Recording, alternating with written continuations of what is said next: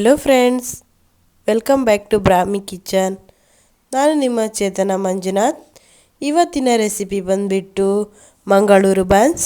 ಈ ಒಂದು ಬನ್ಸ್ನ ಈಸಿಯಾಗಿ ಹಾಗೂ ಟೇಸ್ಟಿಯಾಗಿ ಹೋಟೆಲ್ ಸ್ಟೈಲಲ್ಲಿ ಮನೇಲಿ ಹೇಗೆ ಮಾಡೋದಂತ ಈ ಒಂದು ವಿಡಿಯೋದಲ್ಲಿ ನಿಮಗೆ ತೋರಿಸ್ತಾ ಇದ್ದೀನಿ. ನೀವು ಕೂಡ ಈ ಒಂದು ಬನ್ಸ್ನ ನಿಮ್ಮ ಮನೆಯಲ್ಲಿ ಟ್ರೈ ಮಾಡಿ ನೋಡಿ, ತುಂಬಾ ಚೆನ್ನಾಗಿ ಬರುತ್ತೆ. ನಿಮ್ಮ ಮನೆಯವರು ಎಲ್ಲರೂ ಇಷ್ಟಪಟ್ಟು ಈ ಒಂದು ಬನ್ಸ್ನ ತಿಂತಾರೆ. ಹಾಗಿದ್ರೆ ಈ ಒಂದು ಬನ್ಸ್ನ ಮಾಡಲು ಏನೇನು ಐಟಮ್ ಬೇಕಂತ ನೋಡೋಣ ಬನ್ನಿ. ನಾವಿಲ್ಲಿ 1 kg ಆಗುವಷ್ಟು ಮೈದಾ ಹಿಟ್ಟನ್ನು ತಗೊಂಡಿದ್ದೇವೆ. ಈ ಮೈದಾ ಹಿಟ್ಟಲ್ಲಿ ನಾನು 3/4 kg ಆಗುವಷ್ಟು ಮಾತ್ರ ಹಿಟ್ಟನ್ನು ಕಲಿಸ್ಲಿಕ್ಕೆ ಹಾಕ್ತಿದ್ದೇನೆ. ಇನ್ನು 1/4 kgನ ಹಾಗೆ ಇಟ್ಕೊಳ್ತಾ ಇದ್ದೇನೆ. ಯಾಕಂದರೆ ಈ ಹಿಟ್ಟು ಕಲಿಸುವಾಗ ತೆಳುವಾದರೂ ಕೂಡ ಹಿಟ್ಟು ಬೇಕಾಗುತ್ತೆ. ಹಾಗೆ ಲಾಸ್ಟಿಗೆ ಈ ಬನ್ಸನ್ನು ಲಟ್ಸ್ಲಿಕ್ಕೂ ಹಿಟ್ಟು ಬೇಕಾಗುತ್ತೆ. ನಾನಿಲ್ಲಿ 8 ಬಾಳೆಹಣ್ಣನ್ನು ತಗೊಂಡಿದ್ದೇನೆ. ಹಾಗೆ ನೀವು ಯಾವ ಬಾಳೆಹಣ್ಣಾದರೂ ತಗೋಬಹುದು. ಹಾಗೆ 1 ಟೀ ಸ್ಪೂನ್ ಆಗುವಷ್ಟು ಜೀರಿಗೆಯನ್ನು ತಗೊಂಡಿದ್ದೇನೆ. 1/4 ಕಪ್ ಆಗುವಷ್ಟು ಮಜ್ಜಿಗೆಯನ್ನು ತಗೊಂಡಿದ್ದೇವೆ. ಈ ಮಜ್ಜಿಗೆ ಬದಲು ಮೊಸರನ್ನು ಕೂಡ ತಗೋಬಹುದು. 1/2 ಕಪ್ ಆಗುವಷ್ಟು ಸಕ್ಕರೆ, 1/4 ಟೀ ಸ್ಪೂನ್ ಆಗುವಷ್ಟು ಸೋಡಾದ ಪುಡಿಯನ್ನು ತಗೊಂಡಿದ್ದೇವೆ. ಹಾಗೆ ಇವೆಲ್ಲ ಬಾಳೆಹಣ್ಣನ್ನು ಸಿಪ್ಪೆ ತೆಗೆದು ಒಂದು ಪ್ಲೇಟಿಗೆ ಹಾಕಿಟ್ಕೊಳ್ಳಿ. ಈ ಸಿಪ್ಪೆ ತೆಗೆದಿರುವಂಥ ಬಾಳೆಹಣ್ಣನ್ನು ಒಂದು ಮಿಕ್ಸಿ ಜಾರಿಗೆ ಹಾಕ್ಕೊಳ್ಬೇಕು. ಎಲ್ಲ ಬಾಳೆಹಣ್ಣನ್ನು ಒಂದು ಮಿಕ್ಸಿ ಜಾರಿಗೆ ಹಾಕ್ಕೊಂಡು ಅದಕ್ಕೆ ತೆಗೆದಿಟ್ಕೊಂಡಿರುವಂಥ ಸಕ್ಕರೆನೂ ಕೂಡ ಸೇರಿಸ್ಕೋಬೇಕು. ಇದಕ್ಕೆ ಮಜ್ಜಿಗೆನೂ ಕೂಡ ಸೇರಿಸ್ಕೊಳ್ಳಿ. ಹೀಗೆ ಎಲ್ಲವನ್ನು ಸೇರಿಸ್ಕೊಂಡು ಚೆನ್ನಾಗಿ ಇದನ್ನು ರುಬ್ಕೋಬೇಕಾಗತ್ತೆ. ಇದಕ್ಕೆ ನೀರನ್ನು ಆ್ಯಡ್ ಮಾಡ್ಕೊಳ್ಳೋದು ಬೇಡ. ಈ ರೀತಿಯಾಗಿ ಬಾಳೆಹಣ್ಣನ್ನು ಎಲ್ಲವನ್ನು ರುಬ್ಕೋಬೇಕು. ಈ ರುಬ್ಬಿರುವಂಥ ಹಿಟ್ಟನ್ನು ಒಂದು ಪಾತ್ರೆಗೆ ಹಾಕ್ಕೊಳ್ಳಿ. ಹಾಗೆ ಈ ಪಾತ್ರೆ ಸ್ವಲ್ಪ ದೊಡ್ಡದೇ ಇರಲಿ, ಯಾಕಂದರೆ ಇದನ್ನು ಹಿಟ್ಟು ಕಲಿಸ್ಲಿಕ್ಕೆ ಈಸಿ ಆಗುತ್ತೆ. ಹಾಗಾಗಿ ಈ ರೀತಿಯಾಗಿ ಒಂದು ಪಾತ್ರೆಗೆ ಹಾಕ್ಕೊಂಡು ಅದಕ್ಕೆ ನಾವು ತೆಗೆದಿಟ್ಕೊಂಡಿರೋ 1/4 ಟೀ ಸ್ಪೂನ್ ಆಗುವಷ್ಟು ಸೋಡಾನ ಆ್ಯಡ್ ಮಾಡ್ಕೊಳ್ಳಿ. ಹಾಗೆ ಇದಕ್ಕೆ 1 ಟೀ ಸ್ಪೂನ್ ಆಗುವಷ್ಟು ಜೀರಿಗೆನೂ ಹಾಕ್ಕೊಳ್ಳಿ. ಹಾಗೆ 1 ಟೀ ಸ್ಪೂನ್ ಆಗುವಷ್ಟು ಉಪ್ಪು. ಇವೆಲ್ಲವನ್ನು ಹಾಕ್ಕೊಂಡು ಒಂದು ಸಾರಿ ಚೆನ್ನಾಗಿ ಮಿಕ್ಸ್ ಮಾಡ್ಕೊಳ್ಳಿ. ನೋಡಿ, ಈ ರೀತಿಯಾಗಿ ಚೆನ್ನಾಗಿ ಎಲ್ಲವನ್ನು ಮಿಕ್ಸ್ ಮಾಡ್ಕೊಳ್ಳಿ. ಯಾಕಂದರೆ ಇದರಲ್ಲಿ ಉಪ್ಪು ಕರಗಿರುವುದಿಲ್ಲ. ಹಾಗಾಗಿ ಒಂದು ಸಾರಿ ಚೆನ್ನಾಗಿ ಫುಲ್ ಮಿಕ್ಸ್ ಮಾಡಿಕೊಂಡು ಒಂದು 2 ನಿಮಿಷಗಳ ಕಾಲ ಮಿಕ್ಸ್ ಮಾಡ್ಕೊಳ್ತಾನೆ ಇರಿ. ಇವೆಲ್ಲವನ್ನು ಚೆನ್ನಾಗಿ ಮಿಕ್ಸ್ ಮಾಡ್ಕೊಂಡಾದಮೇಲೆ ನಾವು ತೆಗೆದಿಟ್ಕೊಂಡಿರುವಂಥ ಮೈದಾ ಹಿಟ್ಟನ್ನು ಇದಕ್ಕೆ ಆ್ಯಡ್ ಮಾಡ್ಕೊಳ್ಳೋಣ. ಈ ರೀತಿಯಾಗಿ ಆ್ಯಡ್ ಮಾಡಿಕೊಂಡು ಇದನ್ನು ಚೆನ್ನಾಗಿ ಕಲಿಸ್ಬೇಕಾಗತ್ತೆ. ನೋಡಿ, ಇಲ್ಲಿ ನಾನು ಕಲಿಸ್ತಾ ಇದ್ದೀನಲ್ಲ, ಇದೇ ರೀತಿಯಾಗಿ ಚೆನ್ನಾಗಿ ನೀವು ಕೂಡ ಕಲಿಸ್ಕೊಳ್ಳಿ.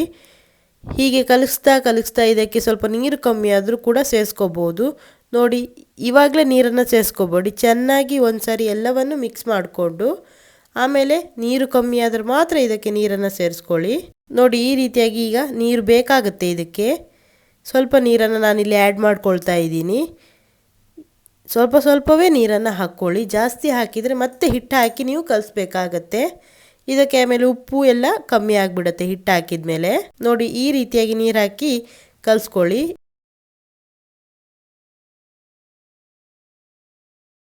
ನೋಡಿ, ಈಗ ಈ ಹಿಟ್ಟು ಒಂದು ಹದಕ್ಕೆ ಬಂದಿದೆ. ನೀವು ಚಪಾತಿ ಹಿಟ್ಟನ್ನು ಹೇಗೆ ಕಲಿಸ್ತೀರಾ ಅದೇ ರೀತಿಯಾಗಿ ಈ ಒಂದು ಹಿಟ್ಟನ್ನು ಕೂಡ ಕಲಿಸ್ಕೊಳ್ಳಿ.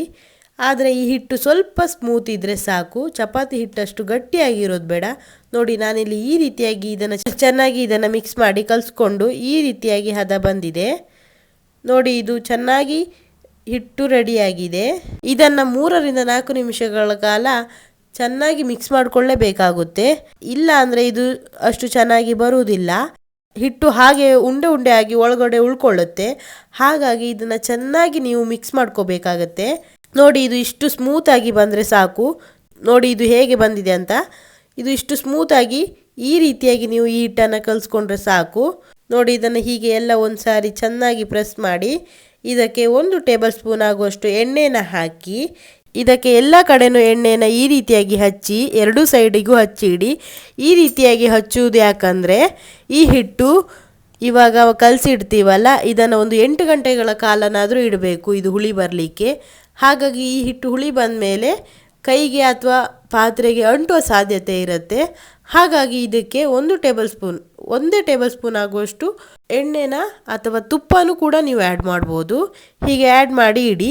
ನೀವು ಯಾವ ಎಣ್ಣೆ ಬೇಕಾದರೂ ಯೂಸ್ ಮಾಡ್ಬೋದು. ನಾನು ಈ ಒಂದು ಹಿಟ್ಟಿಗೆ 8 ಗಂಟೆಗಳ ಕಾಲ ರೆಸ್ಟ್ ಕೊಡ್ತಾ ಇದ್ದೀನಿ. ಹಾಗಾಗಿ ಇದಕ್ಕೆ ಒಂದು ಪ್ಲೇಟನ್ನು ಮುಚ್ಚಿ ಬದಿಗಿಟ್ಕೊಳ್ಬೇಕಾಗುತ್ತೆ.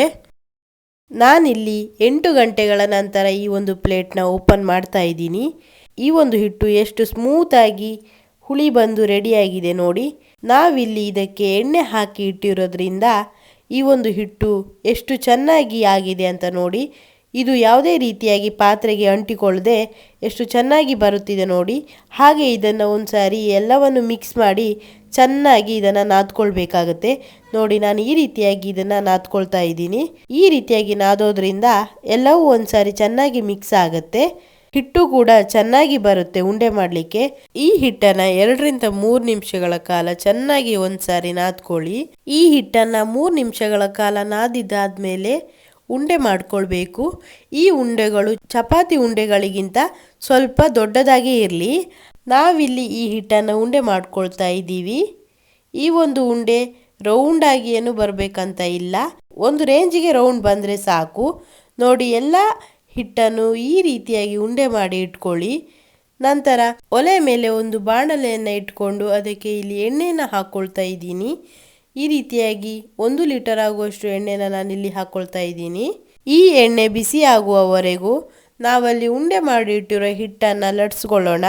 ನಾನೀಗ ಮೊದಲಿಗೆ ಹಿಟ್ಟನ್ನು ಹಾಕ್ಕೊಂಡು ಅದಕ್ಕೆ ಉಂಡೆಗಳನ್ನು ಇಟ್ಕೊಳ್ತಾ ಇದ್ದೀನಿ. ಈ ರೀತಿಯಾಗಿ ಕೈಯಲ್ಲಿ ಇದನ್ನು ಪ್ರೆಸ್ ಮಾಡಿಕೊಂಡು ರೌಂಡ ಶೇಪ್ಗೆ ತಂದು ಲಟ್ಟಣಿಗೆ ಕೋಲಲ್ಲಿ ಇದನ್ನು ಚೆನ್ನಾಗಿ ಹಗುರವಾಗಿ ಲಟ್ಸ್ಕೊಳ್ಬೇಕು ನೋಡಿ. ಈ ರೀತಿಯಾಗಿ ಇದನ್ನು ಸ್ಮೂತಾಗಿ ಲಟ್ಸ್ಕೊಳ್ಳಿ.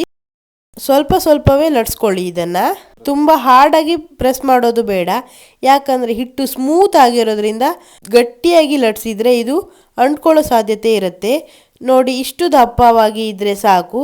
ಇದು ದಪ್ಪವಾದಷ್ಟು ಒಳಗೆ ಹಿಟ್ಟು ಜಾಸ್ತಿ ಇರುತ್ತೆ, ಹಾಗಾಗಿ ಒಂದು ಮೀಡಿಯಮ್ ಆಗಿ ದಪ್ಪ ಇದ್ದರೆ ಸಾಕು. ಚೆನ್ನಾಗಿ ಕೂಡ ಬನ್ಸ್ ಉಬ್ಬಿ ಬರುತ್ತೆ ಈ ರೀತಿಯಾಗಿ ದಪ್ಪ ಇರೋದ್ರಿಂದ ನೋಡಿ. ನಾನಿಲ್ಲಿ ಒಂದನ್ನು ಮಾಡಿ ಇಟ್ಟು ಇನ್ನೊಂದನ್ನು ಕೂಡ ಲಟ್ಸ್ಕೊಳ್ತಾ ಇದ್ದೀನಿ. ಇದು ಈ ರೀತಿಯಾಗಿ ಲಟ್ಟಣಿಗೆ ಕೋಲಿಗೆ ಹಿಡಿದ್ರೆ ಇದಕ್ಕೆ ಸ್ವಲ್ಪ ಮೇಲಿಂದ ಹಿಟ್ಟನ್ನು ತೊಳ್ಕೊಳ್ಳಿ. ಹಿಟ್ಟನ್ನು ಹಾಕೋದ್ರಿಂದ ಇದು ಹಿಡಿಯೋದಿಲ್ಲ. ಇದರ ದಪ್ಪ ಬಂದು ನೀವು 3 ಚಪಾತಿಯನ್ನು ಹಾಕಿದರೆ ಎಷ್ಟು ದಪ್ಪ ಬರುತ್ತೋ ಆ ರೀತಿಯಾಗಿ ಅದರ ಸೈಜಲ್ಲೇ ಇದು ಇರಲಿ ನೋಡಿ. ಇಷ್ಟು ದಪ್ಪ ಬಂದರೆ ಸಾಕು. ತುಂಬ ತೆಳುವಾದರೂ ಇದು ಚೆನ್ನಾಗಿರೋದಿಲ್ಲ ತಿನ್ನಲಿಕ್ಕೆ, ಸ್ವಲ್ಪ ಹಾರ್ಡ್ ಆಗಿ ಬರುತ್ತೆ, ಸ್ಮೂತ್ ಅನ್ನೋದು ಇರೋದೇ ಇಲ್ಲ. ಇದು ತೆಳುವಾದರೆ ಇದು ಉಬ್ಬುವುದು ಕೂಡ ಕಮ್ಮಿ ಆಗುತ್ತೆ. ಹಾಗಾಗಿ ನೀವು ಇದನ್ನು ಸ್ವಲ್ಪ ದಪ್ಪನೇ ಇಟ್ಟು ಲಟ್ಸ್ಕೊಳ್ಳಿ ನೋಡಿ. ಇವಾಗ ಎಣ್ಣೆ ಕೂಡ ಬಿಸಿಯಾಗಿದೆ. ನಾನಿಲ್ಲಿ ಲಟ್ಸ್ಕೊಂಡಿರುವಂಥ ಬನ್ಸನ್ನು ಇದಕ್ಕೆ ಬಿಟ್ಕೊತಾ ಇದ್ದೀನಿ. ಬೆಂಕಿ ಕೂಡ ಮೀಡಿಯಂ ಫ್ಲೇಮ್ನಲ್ಲೇ ಇರಲಿ. ಈ ರೀತಿಯಾಗಿ ಮೀಡಿಯಂ ಫ್ಲೇಮ್ ಇಟ್ಕೊಳ್ಳೋದ್ರಿಂದ ಇದು ಬೇಗ ಕಲ್ಲರು ಬರಲ್ಲ, ಹಾಗೆ ಕಟ್ಟಿನೂ ಹೋಗಲ್ಲ, ಒಳಗಡೆ ಚೆನ್ನಾಗಿ ಬೇಯುತ್ತೆ. ಅದೇ ನೀವು ಬೆಂಕಿನ ಜಾಸ್ತಿ ಇಟ್ಕೊಂಡ್ರೆ ಇದು ಬೇಗ ಕಲ್ಲರ್ ಬಂದು ಒಳಗಡೆ ಹಿಟ್ಟು ಬೇಯೋದಿಲ್ಲ, ಹಾಗೆ ಇದು ಕಟ್ಟಿನೂ ಹೋಗುತ್ತೆ. ಹಾಗಾಗಿ ನೀವು ಬೆಂಕಿನ ಮೀಡಿಯಂ ಫ್ಲೇಮ್ನಲ್ಲೇ ಇಟ್ಕೊಂಡು ಇದನ್ನು ಎರಡೂ ಕಡೆ ಚೆನ್ನಾಗಿ ಈ ರೀತಿಯಾಗಿ ಬೇಯಿಸ್ಕೋಬೇಕಾಗತ್ತೆ ನೋಡಿ. ನಾನಿಲ್ಲಿ ಈ ರೀತಿಯಾಗಿ ಎರಡೂ ಸೈಡ್ ಇದನ್ನು ಎಣ್ಣೆ ಹಾಕಿ ಉಬ್ಸ್ಕೊಳ್ತಾ ಇದ್ದೀನಿ. ಈ ರೀತಿಯಾಗಿ ಇದ್ರ ಮೇಲೆ ಎಣ್ಣೆ ಹಾಕೋದ್ರಿಂದ ಇದು ಚೆನ್ನಾಗಿ ಉಬ್ಬುತ್ತೆ. ಈ ಒಂದು ಬನ್ಸ್ ಮಾಡುವಾಗ ಒಂದು ಭಾಗದಲ್ಲಿ ಕ್ರ್ಯಾಕ್ ಬಂದಿರುತ್ತೆ. ಈ ರೀತಿಯಾಗಿ ಕ್ರ್ಯಾಕ್ ಬಂದ ಬನ್ಸನ್ನು ನೀವು ಮುಚ್ಚ ಹಾಕುವಾಗ ಅದು ಅಡಿಗಡೆ ಬಂದಾಗ ಅದರಿಂದ ಏರ್ ಔಟ್ ಆಗಿರೋದ್ರಿಂದ ಅದು ಎಣ್ಣೆ ಸೀರುತ್ತೆ. ನೀವು ಹುಷಾರಾಗಿ ಕೇರ್ಫುಲ್ ಆಗಿ ಈ ಒಂದು ಬನ್ಸ್ನ ಮಾಡಬೇಕಾಗತ್ತೆ. ಒಂದು ಪಾತ್ರೆಗೆ 1-2 ಬನ್ಸ್ ಮಾತ್ರ ಹಾಕ್ಕೊಳ್ಳಿ, ಯಾಕಂದ್ರೆ ಜಾಗ ಕಮ್ಮಿ ಆದಾಗ ಈ ಬನ್ಸ್ ಉಬ್ಬೋದು ಇಲ್ಲ, ಹಾಗೆ ಎಲ್ಲ ಕಡೆಯಿಂದ ಎಣ್ಣೆ ಸೀರ್ಲಿಕ್ಕೆ ಶುರುವಾಗುತ್ತೆ. ಸೊ ಹಾಗಾಗಿ ಕೇರ್ಫುಲ್ ಆಗಿ ಈ ಒಂದು ಬನ್ಸ್ನ ಮಾಡಿ. ಹಾಗೆ ಈ ಒಂದು ಬನ್ಸ್ನ ಅವಾಗ ತಿರ್ಸಿ ಹಾಕ್ತಾ ಇರಬೇಕು, ಇಲ್ಲ ಅಂದ್ರೆ ಒಂದೇ ಕಡೆ ಕಟ್ಟುತ್ತೆ. ಹಾಗಾಗಿ ಇದನ್ನು ತಿರ್ಸೋದ್ರಿಂದ ಎರಡೂ ಕಡೆ ಕೂಡ ಸಮನಾಗಿ ಬೇಯುತ್ತೆ ನೋಡಿ. ಈ ಒಂದು ಬನ್ಸ್ ಈ ರೀತಿಯಾಗಿ ಕಲರ್ ಬಂದರೆ ಸಾಕು. ಇದನ್ನು ಜಾಸ್ತಿ ಕೂಡ ಕರ್ಕೋಬೇಡಿ, ಇದು ಕರ್ಟು ಹೋಗೋ ಸಾಧ್ಯತೆನೂ ಇರುತ್ತೆ. ಈ ಒಂದು ಬನ್ಸ್ ಎಣ್ಣೆಯಿಂದ ತೆಗ್ಮೇಲೂ ಕೂಡ ಸ್ವಲ್ಪ ಕಲರ್ ಬರುತ್ತೆ. ಸೊ ಹಾಗಾಗಿ ಈ ರೀತಿಯಾಗಿ ಕಲರ್ಗೆ ಬಂದರೆ ಸಾಕು. ಈ ಒಂದು ಬನ್ಸ್ ಇವಾಗ ರೆಡಿಯಾಗಿದೆ. ಈ ಬನ್ಸ್ನ ತಿನ್ನಲಿಕ್ಕೆ ಚಟ್ನಿನ ಹೇಗೆ ಮಾಡೋದಂತ ತೋರಿಸ್ತೇನೆ. ಈ ಒಂದು ಬನ್ಸ್ ಹಾಗೂ ಚಟ್ನಿಗೂ ಒಳ್ಳೆ ಕಾಂಬಿನೇಷನ್. ಹಾಗಾಗಿ ಈ ಒಂದು ಚಟ್ನಿನ ಹೇಗೆ ಮಾಡೋದಂತ ನಾನು ನಿಮಗೆ ತೋರಿಸ್ತಾ ಇದ್ದೀನಿ. ನಾವಿಲ್ಲಿ 1 ಬೌಲ್ ಆಗುವಷ್ಟು ಕಾಯಿ ತುರಿನ ತಗೊಂಡಿದ್ದೇವೆ. ಹಾಗೆ 2 ಟೀ ಸ್ಪೂನ್ ಆಗುವಷ್ಟು ಹುರಿಗಡಲೆನ ತಗೊಂಡಿದ್ದೇವೆ.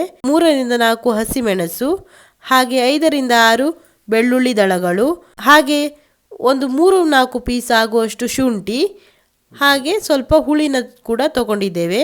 ನೀವಿಲ್ಲಿ ಕೊತ್ತಂಬರಿ ಸೊಪ್ಪು ಕೂಡ ಇದ್ರೆ ಆ್ಯಡ್ ಮಾಡ್ಕೋಬಹುದು, ನಿಮಗೆ ಬೇಕಾದರೆ ಮಾತ್ರ. ರುಚಿಗೆ ತಕ್ಕಷ್ಟು ಉಪ್ಪನ್ನು ಸೇರಿಸ್ಕೊಂಡು ಚೆನ್ನಾಗಿ ರುಬ್ಕೊಳ್ಳಿ. ಈ ಒಂದು ಚಟ್ನಿ ತೀರಾ ನೀರು ಆಗೋದು ಕೂಡ ಬೇಡ, ಸ್ವಲ್ಪ ಗಟ್ಟಿ ಇದ್ರೆ ಒಳ್ಳೆಯದಾಗುತ್ತೆ ತಿನ್ನಲಿಕ್ಕೆ. ಓಕೆ ನೋಡಿ, ಇಲ್ಲಿ ಚಟ್ನಿ ಹಾಗೂ ಬನ್ಸ್ ಕೂಡ ರೆಡಿಯಾಗಿದೆ. ಈ ಒಂದು ಬನ್ಸ್ ನೋಡಲು ಎಷ್ಟು ಚೆನ್ನಾಗಿ ಹಾಗೂ ಎಷ್ಟು ಟೇಸ್ಟಿಯಾಗಿ ಇದೆ ಅಂತ ನಾನಿಲ್ಲಿ ತೋರಿಸ್ತಾ ಇದ್ದೀನಿ. ನೋಡಿ, ಇದನ್ನು ಈ ರೀತಿಯಾಗಿ ಪೀಸ್ ಮಾಡಿದಾಗಲೇ ನಿಮಗೆ ಗೊತ್ತಾಗ್ತಿದೆ ಎಷ್ಟು ಸ್ಮೂತಾಗಿ ಈ ಒಂದು ಬನ್ಸ್ ಬಂದಿದೆ ಅಂತ. ಇದರ ಒಳಗಡೆ ಕೂಡ ನೋಡ್ಬೋದು ಲೇಯರ್ ಲೇಯರ್ ಆಗಿ ಒಳಗಡೆ ಹೇಗೆ ಬಂದಿದೆ ಅಂತ. ನೋಡಿ, ಇದನ್ನು ನಾನು ಪೀಸ್ ಮಾಡ್ತಾ ಇದ್ದೀನಿ. ಎಷ್ಟು ಸ್ಮೂತಾಗಿ ಪೀಸ್ ಮಾಡಲಿಕ್ಕೆ ಬರ್ತಾ ಇದೆ, ಇದರಲ್ಲೇ ಗೊತ್ತಾಗುತ್ತೆ ಈ ಒಂದು ಬನ್ಸ್ ಎಷ್ಟು ಚೆನ್ನಾಗಿ ಬಂದಿದೆ ಅಂತ. ನಾನಿಲ್ಲಿ ಈ ಒಂದು ಬನ್ಸ್ನ ಟೇಸ್ಟ್ ಮಾಡಿ ನೋಡ್ತಾ ಇದ್ದೀನಿ. ಇದನ್ನು ಹೀಗೆ ಚಟ್ನಿಗೆ ಹತ್ಕೊಂಡು, ಈ ಚಟ್ನಿ ಕೂಡ ಸ್ವಲ್ಪ ದಪ್ಪವಾಗಿದ್ದರೆ ಚೆನ್ನಾಗಾಗುತ್ತೆ. ವಾವ್, ಸಖತ್ತಾಗಿ ಬಂದಿದೆ. ಬನ್ಸಿಗೂ ಚಟ್ನಿಗೂ ಒಳ್ಳೆ ಕಾಂಬಿನೇಷನ್. ನೀವು ಕೂಡ ನಿಮ್ಮ ಮನೇಲಿ ಈ ಒಂದು ಬನ್ಸ್ನ ಟ್ರೈ ಮಾಡಿ. ಇದು ಹೇಗೆ ಬಂತಂತ ನನ್ನ ಕಾಮೆಂಟ್ ಸೆಕ್ಷನ್ನಲ್ಲಿ ನನಗೆ ಕಾಮೆಂಟ್ ಮಾಡಿ ತಿಳಿಸಿ. ಇದೇ ರೀತಿಯಾಗಿ ಬೇರೆ ಯಾವುದಾದ್ರೂ ರೆಸಿಪಿ ಬೇಕಾಗಿದ್ರೆ ನನ್ನ ಕಾಮೆಂಟ್ ಸೆಕ್ಷನ್ನಲ್ಲಿ ಕಾಮೆಂಟ್ ಮಾಡಿ. ಮುಂದಿನ ದಿನಗಳಲ್ಲಿ ನಾನು ಅದ್ರ ಬಗ್ಗೆ ವಿಡಿಯೋ ಮಾಡಿ ನಿಮಗೆ ತಿಳಿಸ್ತೀನಿ. ಈ ಒಂದು ವಿಡಿಯೋ ನಿಮಗೆ ಇಷ್ಟವಾಗಿದ್ರೆ ದಯವಿಟ್ಟು ಸಬ್ಸ್ಕ್ರೈಬ್ ಮಾಡಿ, ಹಾಗೆ ಲೈಕ್ ಮಾಡಿ, ಶೇರ್ ಮಾಡಿ. Thank you.